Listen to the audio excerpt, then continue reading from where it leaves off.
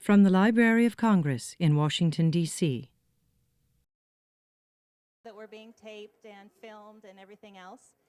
But my name is Rachel Hartigan Shea. I'm the editor of the Washington Post Book World, and I am so thrilled to be introducing our next author. If my 11-year-old self had known many years ago that I was going to be introducing Judy Blume, I would have died. But I was still pretty excited when I found out.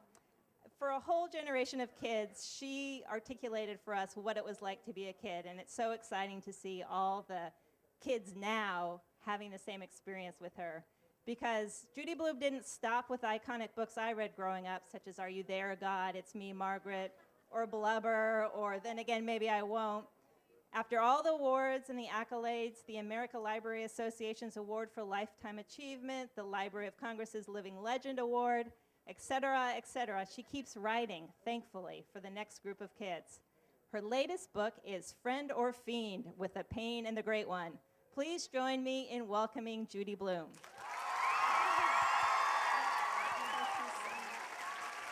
Hey, this is unbelievable. I can't believe you're all here. Thank you so much. Thank you. At the end of a long, very long day, I said to my husband, I can't go up there. I'm cooked. I've been doing this since 7 o'clock this morning. What will I say? But you're all here. And what I really want to do, because we only have 30 minutes, is I want to be able to answer your questions. Because usually, I don't know how we're going to do this, but let me start by telling you what I was like as a kid, because everybody wants to know that. What was I like as a kid? Well, I was really, really, really shy and quiet in the beginning. I was afraid of everything, like Sheila the Great. I was afraid of swimming. I was afraid, this is how I learned to swim, right? You know Sheila the Great, how she learned to swim? 1 foot always on the bottom of the pool. Kick, kick, kick. 1 foot on the bottom. That's how I learned to swim. I was afraid of dogs. I was afraid of I was afraid of my brother, who was 4 years older, who would put a sheet over his head and come into my bedroom and go, ooh, and I would cry. It took me a while to get more brave. I'm not afraid of dogs anymore. I'm not afraid of swimming. If you want to know a secret, do you want to know a secret?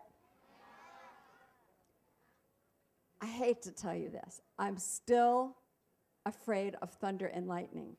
And when the sky got gray today, I thought, oh no, what am I going to do if it starts? Because I'm like a dog. When it thunders, I have to go into a closet or under a table. Some things you never outgrow.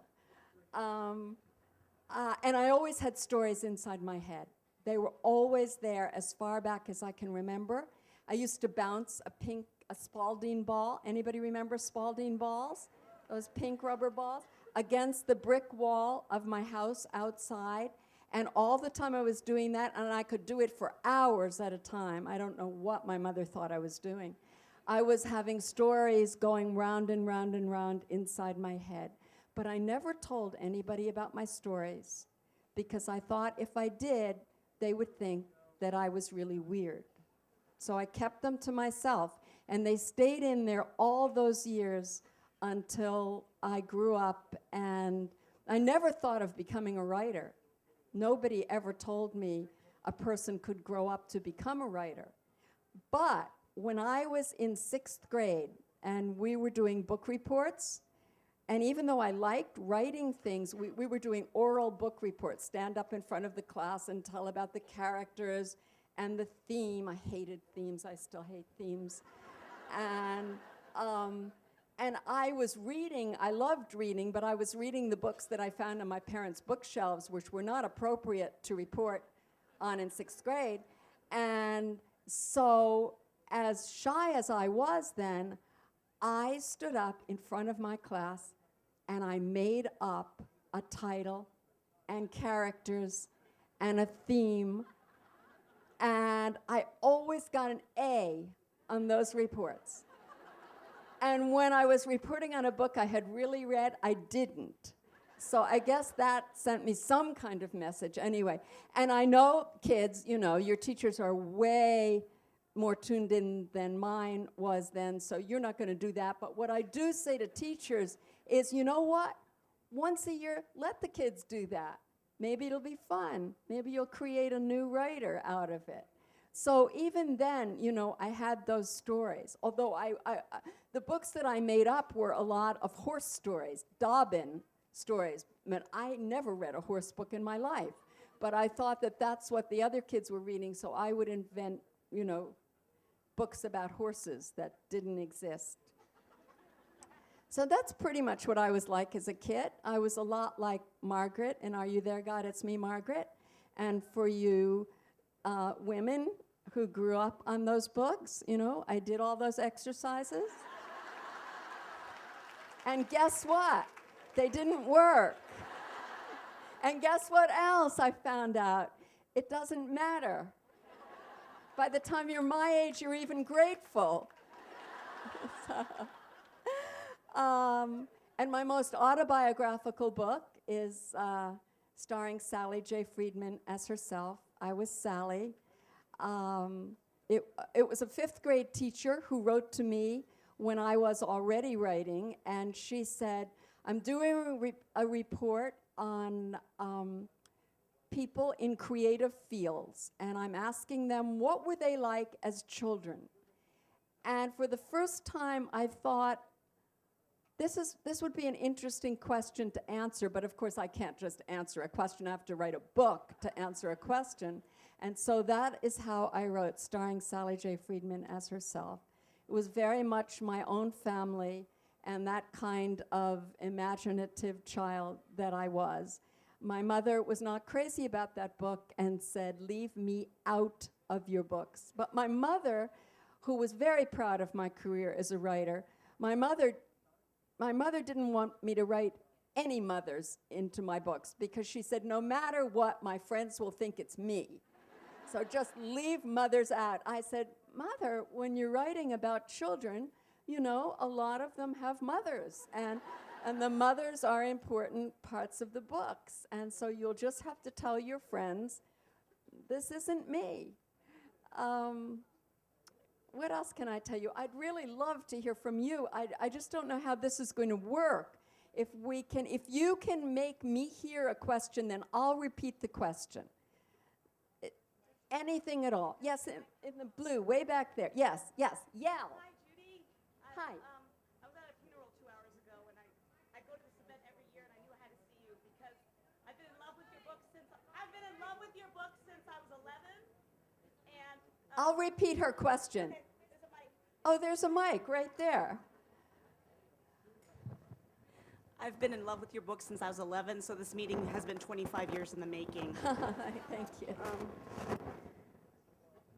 I live in this area, grew up in PG County, and woo, that's right.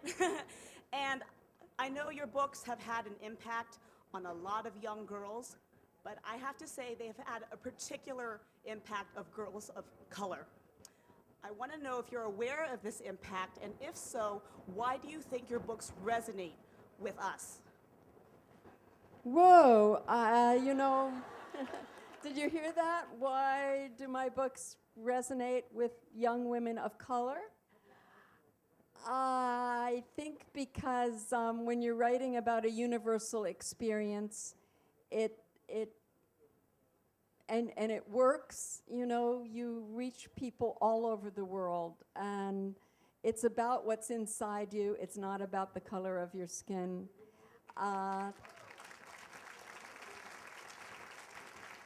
So that makes me feel good. So thank you very much. Yes. Can you say this really loud and then I'll repeat it?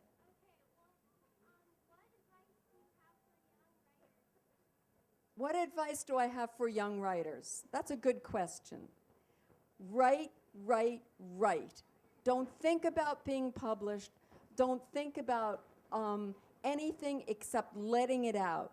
If you don't feel like finishing one story, put it away, start another one. Now, of course, you can't do that necessarily for school, but when you're writing for yourself, the important thing is just doing it, because by doing it, you're learning. Every time you write a story, a page, anything, you're learning more and more. If you saw my first efforts, if you saw what I actually, I fastened my first books with those little brass fasteners, you know? I illustrated them myself. I can't draw anything. And I illustrated them. They were imitation Dr. Seuss books. Very often our first attempts at writing are imitations of books that we admire.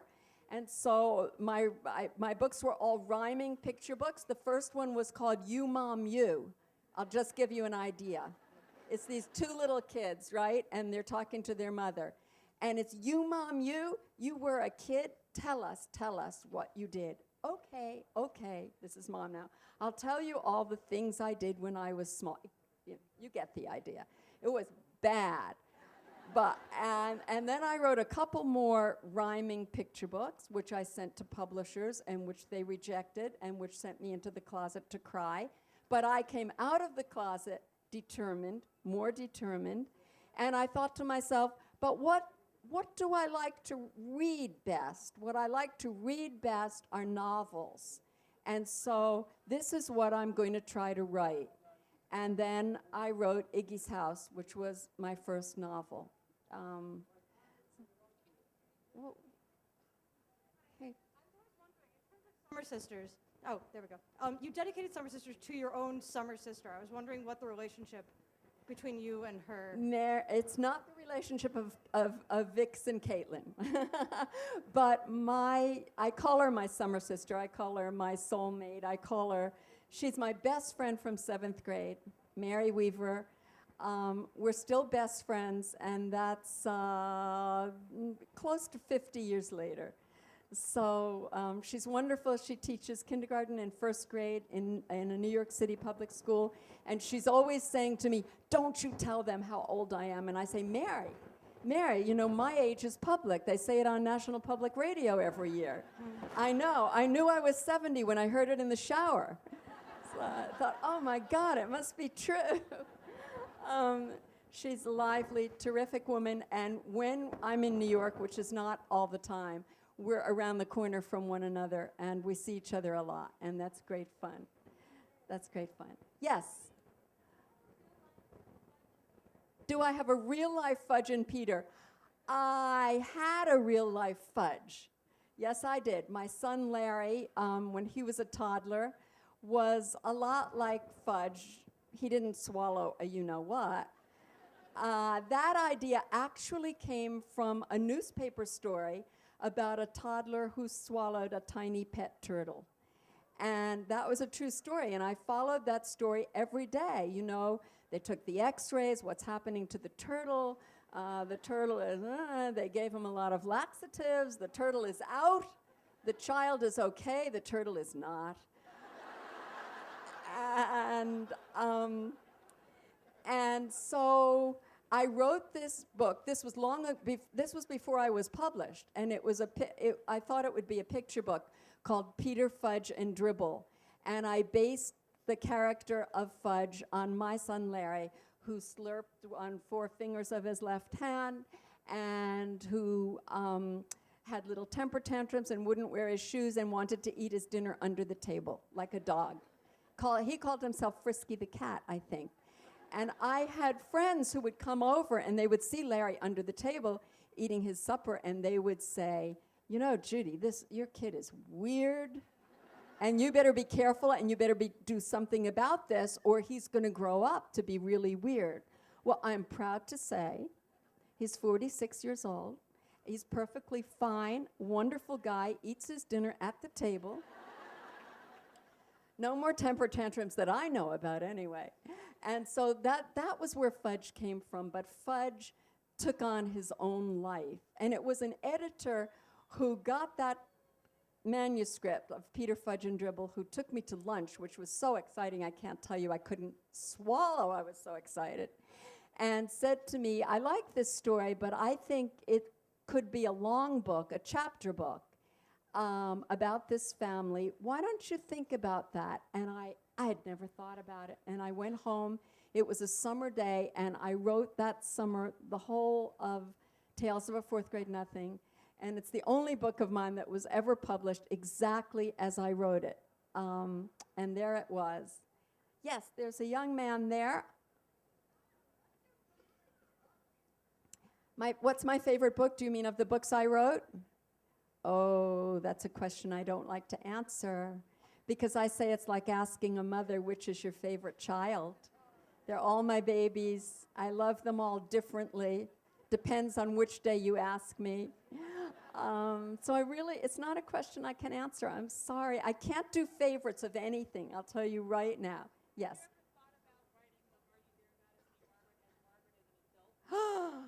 Margaret as an adult, never.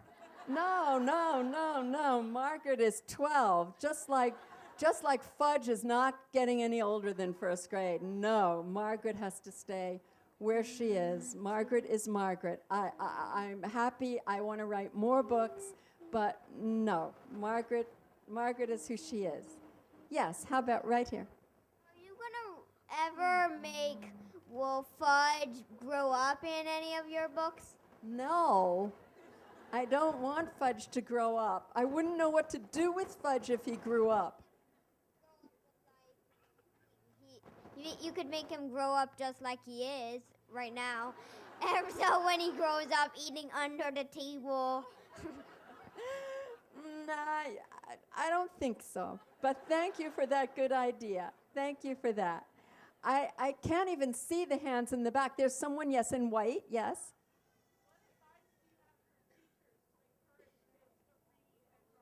What advice do I have for teachers to encourage kids to read and write? Oh, read to them. Read to them. Don't be judgmental of the books they want to read and the books that they like. Let them tell you why they like them. Leave lots of books, thank you. Lots of books around the classroom, and for God's sake, don't use Accelerator Reader. That is a program that drives me crazy, and I have told the people at Accelerated Reader how I feel about it. You cannot decide what age group a book is for by the length of the sentences, and it's done by machine. There's no emotional age readiness in those machines. They don't know when a kid is ready. Okay. So much for that. And let them write. That's the best thing. Oh, there's people way back there. There's someone in blue or black with her hand up and a hat.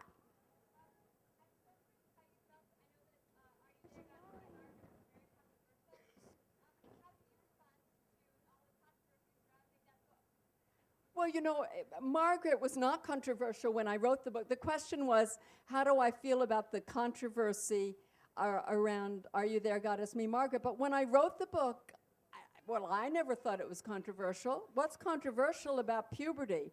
What's wrong with it? It's going to happen to everybody, whether parents want it to or not. So it's better to read about it and talk about it and celebrate it than make it into something to be afraid of. Thank you. Today is the first day of Banned Books Week this year. Let's celebrate Banned Books Week. If parents would read the books with the kids, talk to them about it. Censorship is based on fear. People don't want their kids to know, and so they think if they don't read about it, they won't know about it. Yeah, let's go back to the mic. Okay, I was wondering, why would you write a character like Fudge? Why write about Fudge? Why not write about a little sister who throws torture tantrums and then a little baby brother named Tootsie? Oh, I think I get a picture of your family. Huh? Do you have a little brother and sister? I have a little sister, but no brother. Okay, okay. Well, who knows why? I mean, I can't even explain where do characters come from.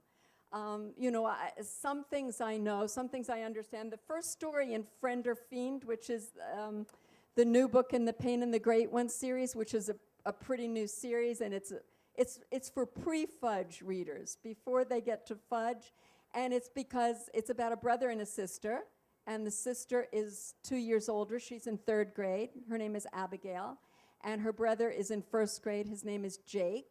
And it's based very loosely on an idea, because my daughter called herself the Great One, and she announced that to her little brother. I am the Great One, she said, and you are the pain. And that's where it came from. But of course, it took on its own life. And the first, thank you, 10 minutes that says. And the first story in the Friend or Fiend is based on something that happened to me when I was in 1st grade, when I was shy and quiet, and we were at reading circle, and my teacher had to step out of the room, and she said, Judy, you read. And I was reading this story about Dick and Jane and Spot and Baby. And in this story, Dick and Jane were cleaning out the attic. And the picture was there very clearly what was going on, but I read that Dick and Jane carried the truck downstairs. And really what they carried downstairs was a trunk. And everyone in my reading group laughed. They laughed so hard they fell off their chairs, because it was a big truck, I read. It was a big truck, and it was filled with all kinds of, I don't know, garbage or whatever it was.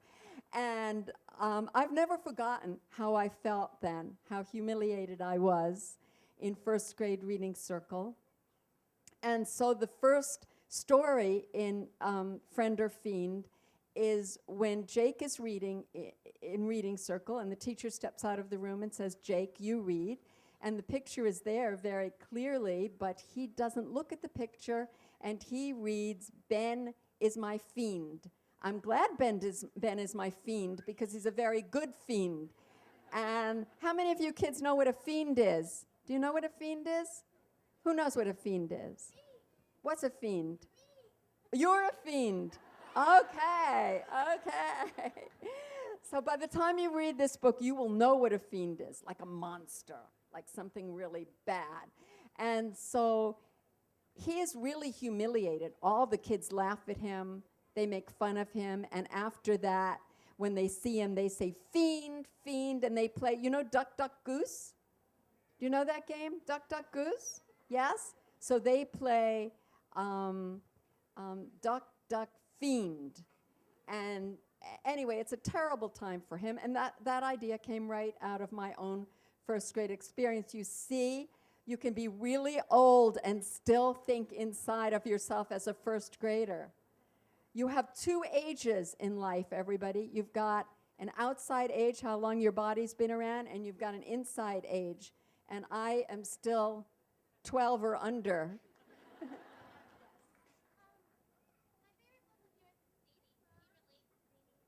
Do I relate to Deanie? Very well, although I never had scoliosis. I met a girl who had scoliosis, and that's where the idea came from for Deanie. It's not autobiographical at all. My mother was not like Deanie's mother, but I think there are parents who pigeonhole their kids and say, Deanie's the beauty, Helen's the brain, and those kids grow up feeling that way, and that's a pretty tough way to grow up. So I do relate to her. I couldn't write about a character unless I related to her. I relate to all of my characters. How many minutes now? 7 minutes. Where are we going to go? We haven't been anywhere over here. Yes. Could you stop doing that?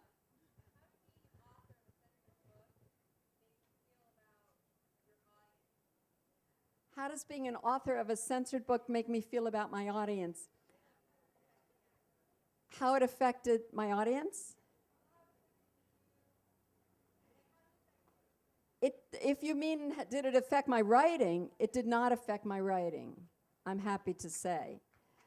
Because when you go into that little room and you lock yourself up with your characters, you had to get that censor off your shoulder and stomp it down, and you've got to get a critic off your other shoulder. It was so great when I was starting out because I didn't know anything, and I didn't know anything about publishing or anything about, you know, how to write. I just did it. And you know, after you become more well-known and you have some success, that can work not in your favor as a writer, because you start thinking, well, will my next book be good? And suppose, you know, it's not a success.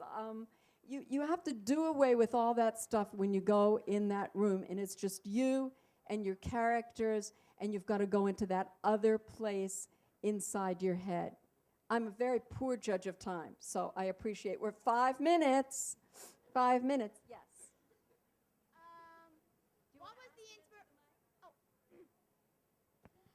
What was the inspiration for Blubber? Oh, a very good question. The inspiration for Blubber came from my daughter's 5th grade classroom. She was the shy, quiet kid who sat in the back like Rochelle, and she would come home at night and tell us terrible stories of what was going on in that classroom. I would know today as a parent to run to that school and say, do you know this is going on in this classroom? This was a teacher who had no awareness whatsoever of what the kids were doing. And they were victimizing one kid in the classroom. My daughter wasn't, but it's a very frightening thing when you see this happening, and she didn't know what to do. And she wasn't, you know, someone who could stand up and say to everybody, stop doing this. How many kids could do that? It was terrible, and it happens far too often. And I hope that it's a book that teachers feel that they can read out loud in their classrooms. But if they do, if they choose to read that book out loud, they have to be willing and ready to talk to the kids about it after. Once you open it up in your classroom and you really let the kids talk about how they feel about it, it's my hope and feeling that there will be less of it. There will be less bullying. Bullying is a terrible, terrible thing and very serious, and it should be stopped. I'm sorry. What? Thank you. He thinks I make a good point. I like that. Thank you. Who, way back there, yes.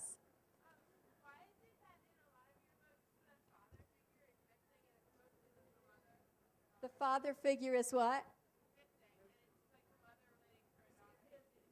The father figure is missing? That's really interesting, because I would say just the opposite, because I was very, very close to my father. My father was outgoing and funny and loving and very witty and wise, and I loved him dearly. We had a very, very close relationship. He was the parent I went to. He was the parent who said, you can come to me with anything. Of course, I didn't. You know, he said I could, but maybe I didn't believe I could. I don't know. I thought, you know, I had to be perfect for my parents, and I knew I wasn't. And so I hid a lot of stuff. And sadly, my father died when he was young. I was 21. He was 54, suddenly. And you know, that changed my life forever. So I think the fathers in my book, I think of Sally Friedman, I mean, and her close relationship with her father. It's very interesting that you point that out. I'm going to have to go back and think about that, because I did not have a missing father when I was growing up. I had a very present father, a very important person in my life. And certainly in Summer Sisters, you know, Lamb is a very important father. I'm going to think about that. I'm going to think about that. Who else in another place where I haven't? So there's so many people here. Why did you name fudge after a chocolate? I have absolutely no idea where names come from. The only name that I've ever used, and I can tell you where it came from because it came from the phone book, which, by the way, is a very good place to go if you need a character's name, is in Here's to You, Rachel Robinson. I needed a long name that could have been turned into Robinson, and I found Rybczynski in the phone book, and I used that name. We're down to 2 minutes. Oh, no, 2 minutes. George, pick somebody, George. Oh, there's somebody behind you. Where's a woman with blonde hair? There's a lot of women with blonde. Okay, waving. Great top. George, I don't even see her. That's green. That's not gray. Isn't that green? Or is it blue? Okay.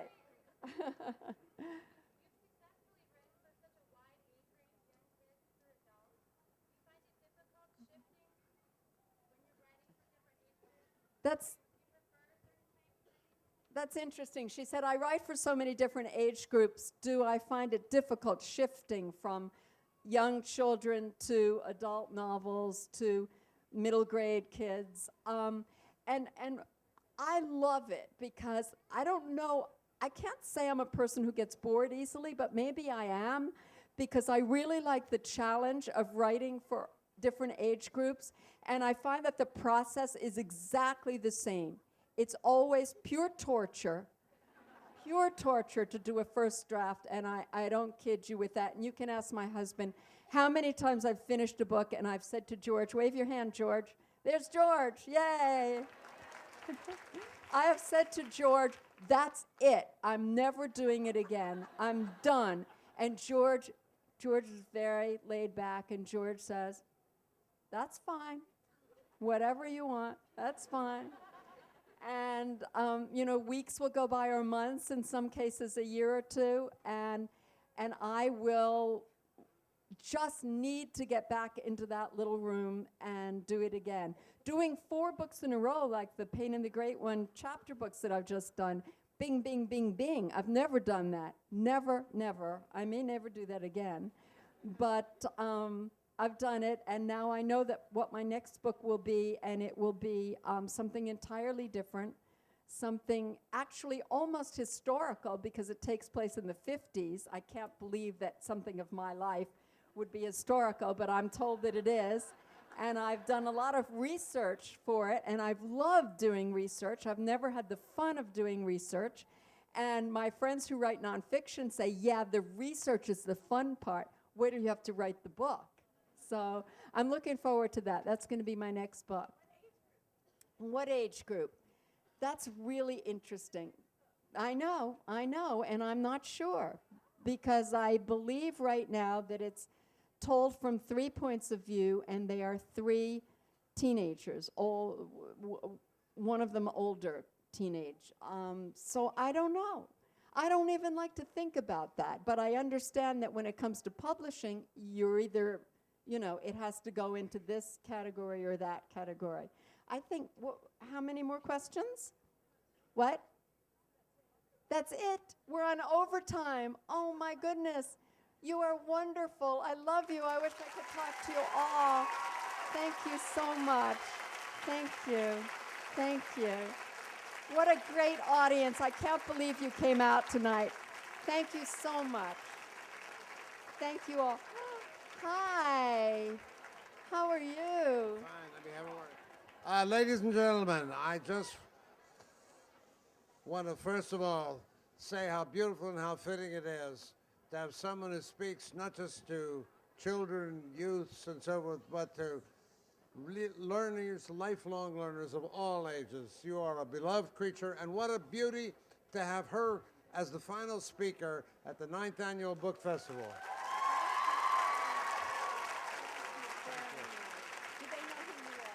We have, I'm Jim Billington. I'm the Librarian of Congress, and I want to say on behalf of everyone at the Library of Congress how grateful we are for such a wonderful group. I've never seen so many smiles despite the rain. I've never seen so many families. I've never seen so many regions represented. It's been a wonderful thrill. Let me just read off a few of the people to whom we are most indebted, and it's right here. We really owe a lot. We owe a lot. So on behalf of all of us at the Library of Congress and all of you, I want to say how grateful we are, first of all, to our honorary chairs, President and Mrs. Barack Obama, who couldn't be here but served as our honorary chairs. We thank you, Judy, and all our authors for making this a great day and a particularly memorable National Book Festival. We have reaffirmed how important books and reading are to us and to the whole world. They give us not just information, but hope and renewal. So let me thank the many sponsors who have made this festival possible. Target and the Target dog, I hope you all had a chance to stroke it. PBS Kids Raising Readers, the Washington Post, Maria Rana, and all their wonderful associates at the Post for all they did. For AT&T, but with us from the beginning, the Institute of Museum and Library Services, a wonderful organization. James Madison Council of the Library of Congress, National Endowment for the Arts, Borders, Digital Bookmobile powered by Overdrive, the Library of Congress Federal Credit Union. Let's see, what else have we got? Penguin Group USA, ReadAloud.org, Scholastic Incorporated, U.S. Airways, Marshall Coyne Foundation, the Hay Adams Hotel, and the National Endowment for the Humanities.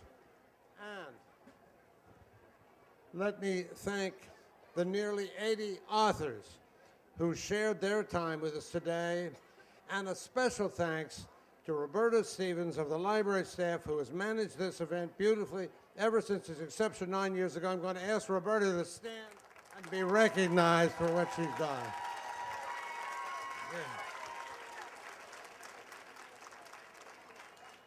Also, John Cole and our great team from within the Center for the Book, which has centers in all 50 states, which are represented here, and who brought us such a stellar author group this year. Roberta's team of associates, including Joanne Jenkins, our Chief Operating Officer, Sue Siegel, and many, many others, as well as our excellent security division. Now, please also reserve one final round of applause for all these cheerful volunteers who do this.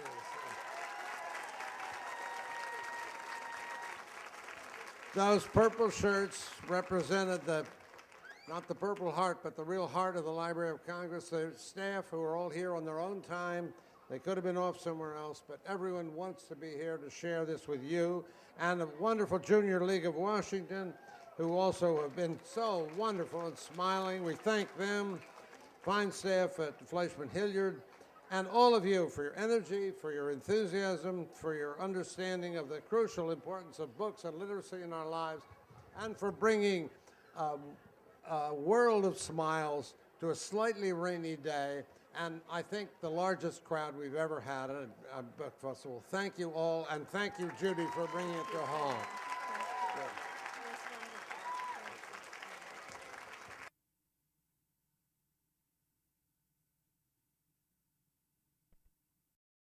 This has been a presentation of the Library of Congress.